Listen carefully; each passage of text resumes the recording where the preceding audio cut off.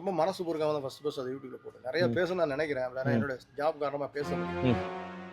இல்லை நேற்று நாங்கள் வந்து ஃபுல்லாக ஓட்டு கேட்டு போகும்போது போய் ஓட்டு கேட்கும் போது அவங்களுக்கு வந்து எங்களோட மூஞ்சே தெரியல. அவ்வளோ வீதி விலக்கே கிடையாது. 9 மாசம் ஆச்சு. ஒரு அதிகாரி போட்டு நியமிக்க கூட உங்களால முடியல. ஏய் இல்லையா? ஏய் இல்ல. இப்ப வரைக்கும் 9 மாசமா யாரும் போடல.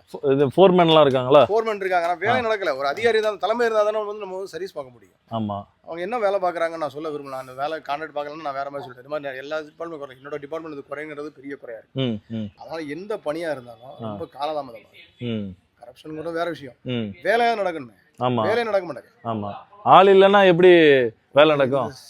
ஒரு திருவிளக்கு போடுறது கூட ஒரு திருவிளக்கு மெயினா ஒரு இல்ல அது நேத்து நாங்க வரும்போதே பார்த்துட்டோம்.